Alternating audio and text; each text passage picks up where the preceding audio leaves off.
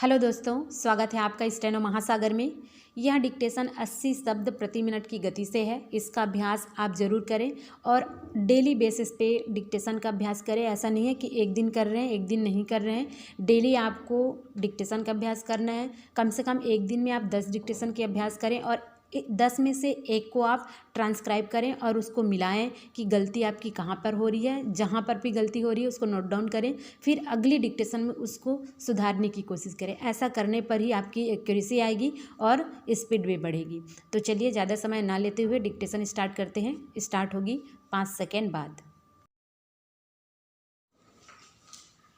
सभापति महोदय, यह मेरा परम सौभाग्य है कि आज इस अवसर पर मुझे देश के उन होनहार नवयुवकों से बातचीत करने का मौका मिला है जो कि यहाँ पर उपाधि प्राप्त कर रहे हैं।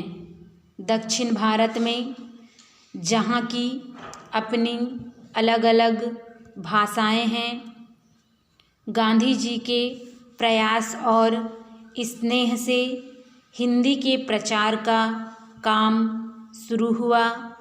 गांधी जी एक महान नेता ही नहीं थे बल्कि एक दार्शनिक भी थे।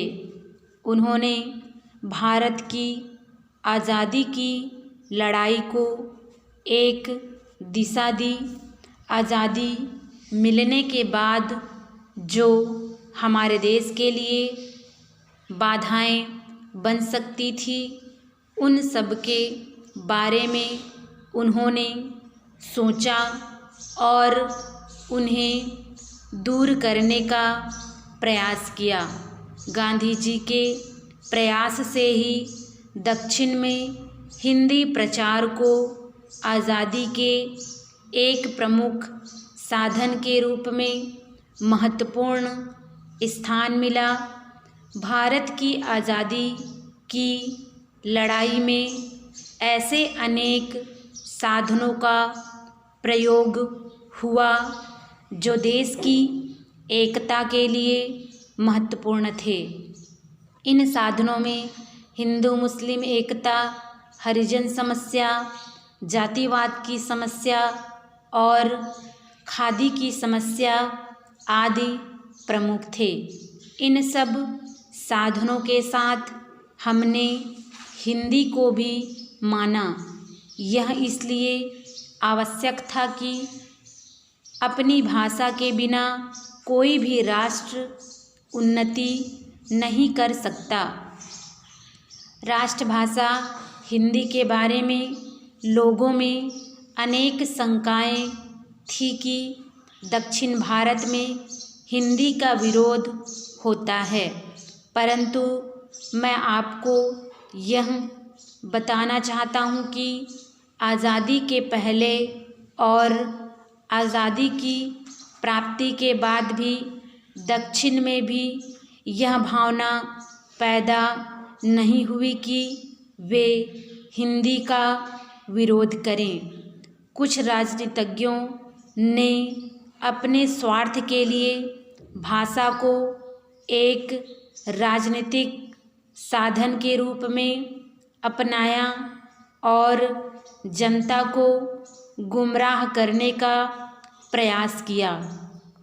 सूचना और समाचार माध्यमों ने भी इसे अपने व्यापार को बढ़ाने के एक साधन के रूप में लिया और कुछ लोगों द्वारा कही गई बातों को इस प्रकार जनता के सम्मुख रखा कि लोग समझने लगे कि यह दक्षिण की जनता की भावना है और वह हिंदी का विरोध कर रही है।